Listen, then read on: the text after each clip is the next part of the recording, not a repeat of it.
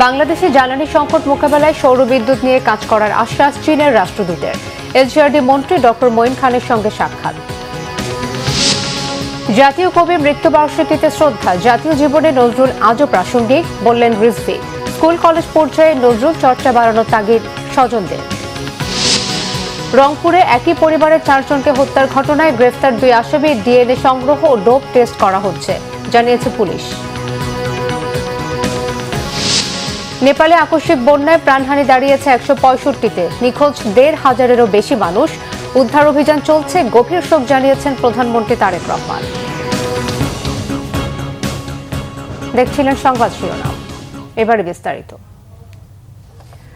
বাংলাদেশের জ্বালানি সংকট মোকাবেলায় বিকল্প জ্বালানি হিসেবে সৌর বিদ্যুৎ নিয়ে কাজ করবে চীন, জানিয়েছেন দেশটির রাষ্ট্রদূত ইয়াও ওয়েন। সকালে সচিবালয়ে স্থানীয় সরকার মন্ত্রী ডক্টর আব্দুল মঈন খান এবং প্রতিমন্ত্রী মীর শাহে আলমের সঙ্গে বৈঠকে তিনি একথা জানান।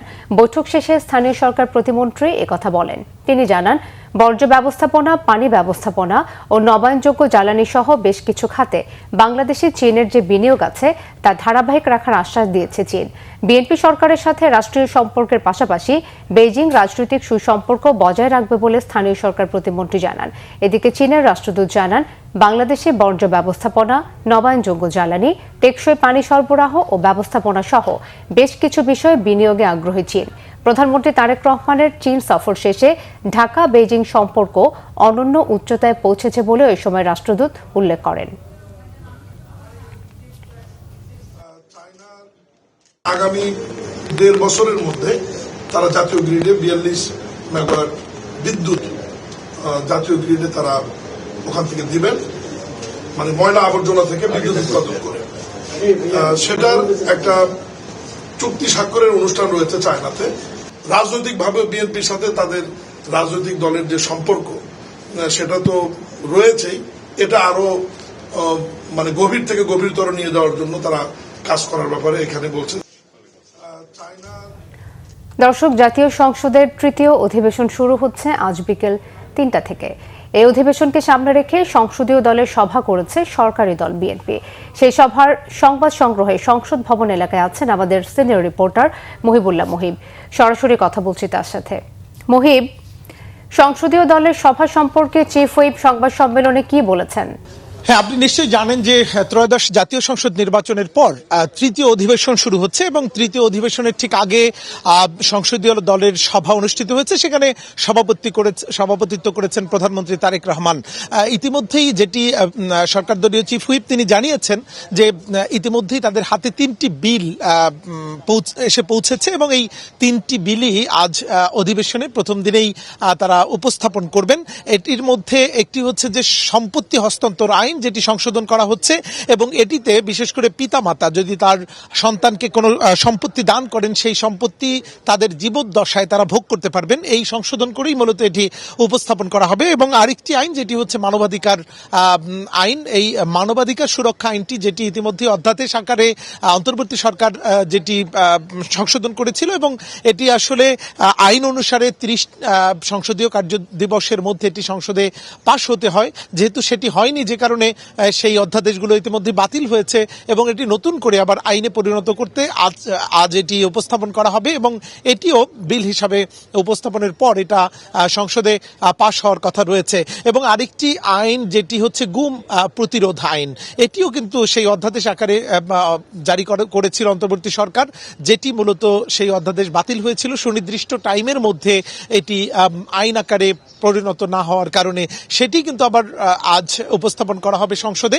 এছাড়া কিন্তু সংসদীয় সভায় প্রধানমন্ত্রী বিশেষ করে জ্বালানি সংকট নিয়ে আলোচনা করেছেন এবং এটির কিভাবে উত্তরণ ঘটানো যায় সেই বিষয়গুলো নিয়ে আলোচনা করেছেন।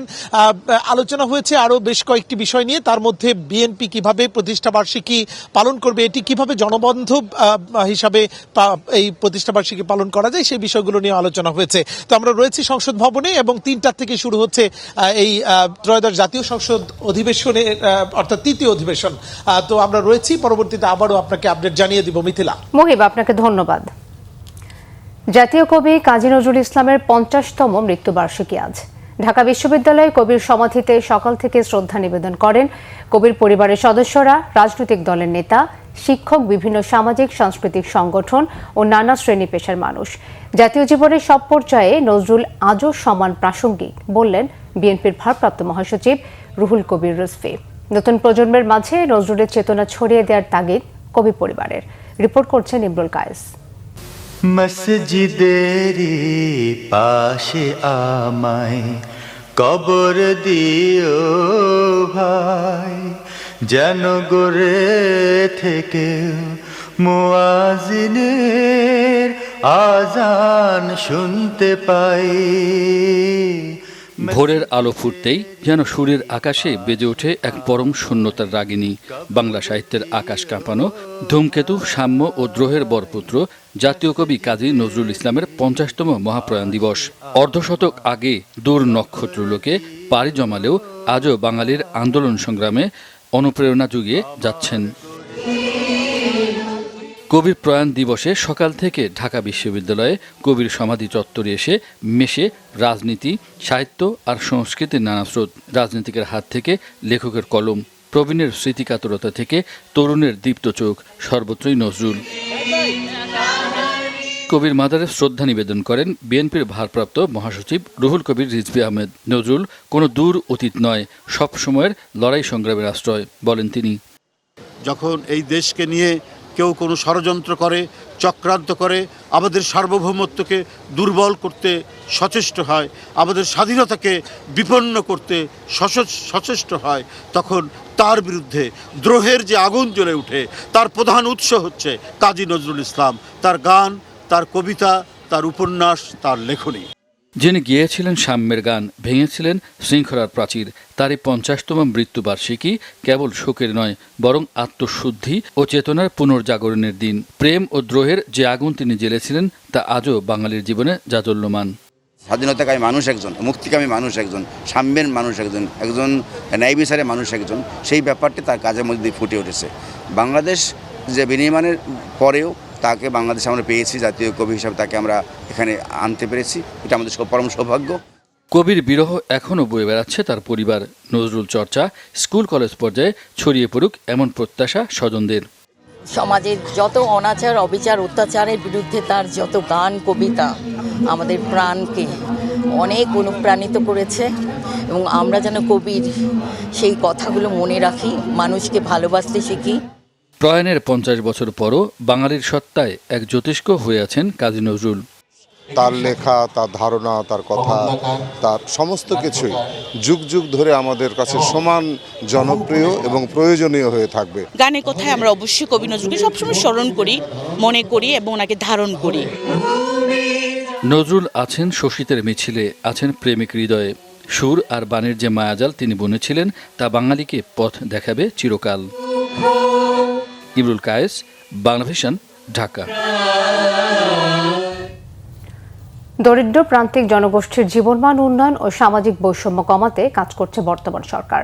সবার ঘরে ফ্যামিলি কার্ড পৌঁছে গেলে জাতীয় অর্থনীতিতে যুক্ত হবে দরিদ্র জনগোষ্ঠীর মানুষও। চ্যালেঞ্জ থাকলেও ভাতা ও ফ্যামিলি কার্ড বিতরণে দুর্বলতা কমিয়ে স্বচ্ছতা নিশ্চিত করবে সরকার। বাংলা ভিশনকে দেয়া একান্ত সাক্ষাৎকারে এসব কথা বলেছেন সমাজ কল্যাণ প্রতিমন্ত্রী ফারজানা শারমিন। রিপোর্ট রিশান নাসরুল্লাহর। ব্যক্তি নয়, পরিবার হলো উন্নয়নের চাবিকাঠি, এমন নীতিকে সামনে রেখে দেশে সামাজিক নিরাপত্তা কর্মসূচি ফ্যামিলি কার্ড চালু করেছে সরকার। পরিবারের আর্থিক সচ্ছলতা ও পুষ্টির যোগান নিশ্চিতে ফ্যামিলি কার্ডের মাধ্যমে নারী সদস্যরা পাবেন আর্থিক সহায়তা। এই কর্মসূচি নারীর মাধ্যমে পরিবারের সামাজিক উন্নয়ন নিশ্চিত করে বলে মনে করেন সমাজ কল্যাণ প্রতিমন্ত্রী। যার কাছে কিছুই ছিল না তার হাতে 2500 টাকা। আরেকটু ব্রডার পার্সপেক্টিভে যদি আমরা যাই, যে যদি একটি এলাকাতে, একটি ওয়ার্ডের কমপক্ষে 10 জনের হাতেও এই 2500 টাকা করে যায়, 2.5 লক্ষ টাকা কিন্তু রোল ওভার হচ্ছে মান্থলি। এবং ওই এলাকাতে কিন্তু সেই টাকাটা কোথায় খরচ করে এই মহিলা, স্বাভাবিকভাবে দেখা যাবে যেটা হয় তার বাচ্চার টিফিনের খাবারের জন্য ব্যবহার করছে, অথবা তার পরিবারের নিউট্রিশনের জন্য ব্যবহার করছে, অথবা ওষুধের জন্য ব্যবহার করছে, অথবা সেখান থেকে 500 টাকা সে জমিয়ে রাখছে যে ভবিষ্যতে কোনো কাজ করার জন্য। আমাদের এটাও ইম্প্যাক্ট অ্যাসেসমেন্টও আছে যে আসলে এই টাকাগুলো তারা কোথায় খরচ করছে, সেটাও আমাদের একটা রিভলিউশন থাকবে। তখন কিন্তু ওই এলাকাতে ওই মানিটা রোল ওভার হচ্ছে, ওখানকার ইকোনমিটা কিন্তু রোল ওভার হচ্ছে। সো এটা সারা বাংলাদেশে যখন ছড়িয়ে যাবে এটার ইম্প্যাক্টটা অনেক বেশি পড়বে। দেশের মানুষের আর্থসামাজিক অবস্থার বিষয়টি বিবেচনা করে ডায়নামিক সোশ্যাল রেজিস্ট্রি DSR এর মাধ্যমে উপকারভোগী বাছাই করবে সরকার। কর্মসূচি বাস্তবায়নে অযথা অর্থ ব্যয় ও অনিয়ম করার সুযোগ নেই দাবি প্রতিমন্ত্রীর। ইটস নট লাইক দ্যাট যে এই সারা 5 বছর ধরে এটা চলবে অথবা যতদিন ধরে আমাদের এই ফ্যামিলি কার্ড প্রজেক্ট চলবে ততদিন ধরে। নো, আপনার এই ডেটা কালেকশন কিন্তু একবারই হবে এবং এটা একবারেই শেষ করা হবে। তো এত বড় একটি যজ্ঞ করতে যখন আপনাকে প্রতিটা ওয়ার্ডে একজন করে ভলান্টিয়ার যাচ্ছে, তার হাতে আমরা একটি করে ট্যাব দিচ্ছি এবং সিম দিচ্ছি, তাদের যাওয়া আসার জন্য তারা ফর্ম ফিল আপ করছে, তো সেখানে এই যে টাকাটা এককালীন খরচ হচ্ছে এটা কি খুব বেশি টাকা? এবং এটা তো দেশের প্রয়োজনে দেশের প্রজেক্টে খরচ হচ্ছে। সো এখানে প্রশ্ন যারা তুলছেন হয়তো না জেনেই প্রশ্নটা তুলছেন এবং এটা টোটালটাই এককালীন, এটা এমন না যে এটা বারবার এই টাকাটা খরচ হবে। সামাজিক নিরাপত্তা কর্মসূচির সবচেয়ে বড় চ্যালেঞ্জ স্বচ্ছতা নিশ্চিত করা। সেটি কিভাবে নিশ্চিত করা হবে জানতে চাইলে প্রতিমন্ত্রী বলেন, কর্মসূচি বাস্তবায়নের সব দিকেই মনিটরিং থাকবে সরকারের। ফ্যামিলি কার্ড বাড়লে অন্যান্য ভাতাগুলো কিন্তু কমে আসছে, সেখান থেকে একটা অ্যাডজাস্টমেন্ট আমাদের হচ্ছে। দ্বিতীয়ত হচ্ছে যে একটি বিগ প্রজেক্ট, একটা মেগা প্রজেক্ট নিতে গেলে কিন্তু অনেক টাকা ইনভেস্ট করতে হয়। আমরা কিন্তু টাকাটা যেটা আসছে সেটাকে ইনভেস্ট করছি কিন্তু জনগণের জীবনমানের উপরে, যেটা কিন্তু ইকোনমিতে রোল ওভার হচ্ছে এবং দেশের ভেতরে থেকে দেশের টাকা দেশের মানুষের উপকারে আসছে। এখানে কিন্তু আপনার মেগা প্রজেক্ট নিয়ে আপনার অর্ধেক প্রজেক্ট করলাম, বাকি অর্ধেক না করে টাকা নিয়ে চলে গেলাম অথবা বিদেশে অর্থ পাচার করলাম, সেই সুযোগটা কিন্তু থাকছে না। সো এখানে আমার কোনোভাবেই যে অর্থনীতির উপর চাপ পড়ার কোনো ইস্যু এখানে আসছে না।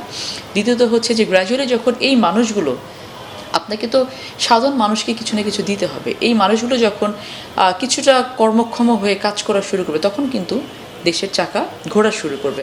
আগামী 4 বছরের মধ্যে 1,60,00,000 পরিবারকে ফ্যামিলি কার্ডের আওতায় আনার পরিকল্পনা সরকারের। রিশাদ নাসরুল্লাহ, বাংলা ভিশন, ঢাকা। সরকারি ইউনানি আয়ুর্বেদিক মেডিকেল কলেজ ও হাসপাতালে ওষুধ ও চিকিৎসা সরঞ্জামের অপ্রতুলতা দূর করার আহ্বান জানিয়েছেন সংসদের বিরোধী দলীয় নেতা ও জামাতের আমির ডাক্তার শফিকুর রহমান।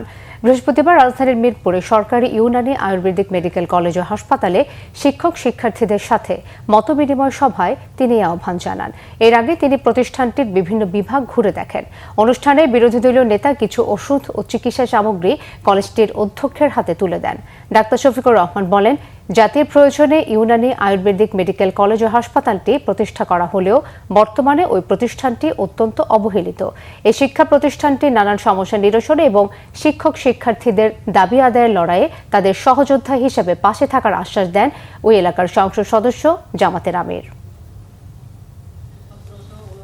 বাংলাদেশে এই ধরনের একটা প্রতিষ্ঠান জাতির প্রয়োজনেই করা হয়েছিল, কিন্তু আজকে এই প্রতিষ্ঠানটা খুবই অবহেলিত, উপেক্ষিত। যেভাবে এটাকে ঝুলিয়ে রাখা হয়েছে, তাইলে সরকার বলে দিতে পারে যে এটার প্রয়োজন নেই, আর যদি প্রয়োজন থাকে তাইলে ঝুলিয়ে রাখার কোনো অবকাশ নেই। এটার একটা সমাধান অবশ্যই হওয়া চাই। আমি আপনাদেরকে ওয়াদা দেব যে দাবি আদায় আপনাদের লড়াইয়ের সাথে আমি থাকব। রংপুরের অবসরপ্রাপ্ত স্কুল শিক্ষক গণপতি চক্রবর্তী ও তার স্ত্রী, ছেলে ও মেয়েকে হত্যার ঘটনায় গ্রেফতার 2 আসামির ডিএনএ সংগ্রহ ও ডোপ টেস্ট করা হচ্ছে। পুলিশ জানিয়েছেন, নিহত 4 জনের শরীরে নির্যাতনের কোনো চিহ্ন পাওয়া যায়নি। ধর্ষণের আলামতও মেলেনি মা ও মেয়ের শরীরে। সকালে সংবাদ সম্মেলনে এসব তথ্য জানান রংপুর মহানগর পুলিশ কমিশনার মোহাম্মদ আব্দুল মাবুদ। তিনি বলেন, বাড়িতে সিসি ক্যামেরা থাকতে পারে সন্দেহে গ্রেফতার 2 আসামি সিদ্ধার্থ ও মুগ্ধ পুরনো একটি প্লাস দিয়ে বাড়ির বিদ্যুৎ সংযোগ বিচ্ছিন্ন করেছিল। হত্যার রহস্য উদ্ঘাটন ও মামলাকে আরও শক্তিশালী করতে আসামিদের ডোপ টেস্ট এবং ডিএনএ পরীক্ষার জন্য নমুনা পাঠানো হয়েছে। এই হত্যাকাণ্ডে আরও কেউ জড়িত আছে কিনা তারও তদন্ত চলছে। এ সময় নিজের বদলি প্রসঙ্গে সাংবাদিকদের প্রশ্নের জবাব দেন রংপুর পুলিশ কমিশনার। হত্যার ঘটনার 12 দিন আগেই তাকে রংপুর রেঞ্জের ডিআইজি হিসেবে বদলি করা হয়েছিল। বর্তমান ডিআইজি আমিনুল ইসলামের পোস্টিং না হওয়ায় দায়িত্ব হস্তান্তরে দেরি হয়েছে। শ্বাসরোধ করে হত্যার বিষয়টা ময়নাতদন্তে প্রমাণিত হয়েছে। ভেজাইনাল সোয়াব নেওয়া হয়েছিল, কোনো ধর্ষণের আলামত পাওয়া যায় নাই। আমরা একটা দেখছি যে একজন ডোমের কথা একটু প্রচলিত হয়েছে, সেখানে কিন্তু বলছে যে তার বীর্য বের হয়েছে, অর্থাৎ ভিকটিমের। এটা হলো গলায় ফাঁস লাগলে এবং চোখগুলো একটু বের হয়ে আসে, এটা হলো গলায় ফাঁস লাগলে এই জিনিসগুলো হয়। বদলি, পদায়ন, এগুলো একটা চলমান প্রক্রিয়া, স্বাভাবিক প্রক্রিয়া। এটার সাথে এই মামলার সম্পর্ক নেই, কারণ বদলিটা এই মামলার 10 দিন আগে হয়েছে। নেপালে পাহাড়ি ঢলে সৃষ্ট আকস্মিক বন্যা ও ভূমিধসে প্রাণহানি বেড়ে দাঁড়িয়েছে অন্তত 162 জনে। ভেসে গেছে হাজারো মানুষ। নিখোঁজদের উদ্ধারে চলছে তল্লাশি অভিযান। ভয়াবহ এই প্রাকৃতিক দুর্যোগের 24 ঘন্টা পার হলেও সন্ধান মেলেনি অন্তত 1,500 মানুষের। এদের মধ্যে পর্যটক আছেন 800-রও বেশি। নেপালের ট্যুরিজম বোর্ড জানিয়েছে, পর্যটকদের মধ্যে ভারতের 177 জন, যুক্তরাষ্ট্রের 63 জন, যুক্তরাজ্যের 33 জন, কানাডার 25 জন, ইউক্রেনের 54 জন, অস্ট্রেলিয়ার 34 জন, জার্মানির 8 জন ছাড়াও দক্ষিণ কোরিয়া, দক্ষিণ আফ্রিকা ও জাপানের নাগরিক রয়েছেন। দুর্গম পাহাড়ি এলাকা হওয়ায় তল্লাশির জন্য ব্যবহার করা হচ্ছে হেলিকপ্টার। এই হেলিকপ্টার থেকে ফেলা হচ্ছে দুর্গতদের জন্য খাবার, তাঁবু সহ জরুরি সরঞ্জাম। স্থানীয় সময় বুধবার সকালে নেপালের উত্তরাঞ্চলীয় ভোটে কোশি নদীতে ব্যাপক ঢল নামে। বানের পানিতে ভেসে যায় তিব্বত সীমান্তবর্তী রসুয়া জেলার ঘরবাড়ি, যানবাহন, সেতু সহ বিভিন্ন অবকাঠামো। সবচেয়ে বেশি ক্ষতিগ্রস্ত টিমুরে ও স্যাব্রোবেশি এলাকা। নেপালের বিদ্যুৎ কর্তৃপক্ষ জানিয়েছে, বন্যায় রাসুয়াগড়ি, চিলিমে, ত্রিশুলি 3-এর জলবিদ্যুৎ প্রকল্প ক্ষতিগ্রস্ত হয়েছে।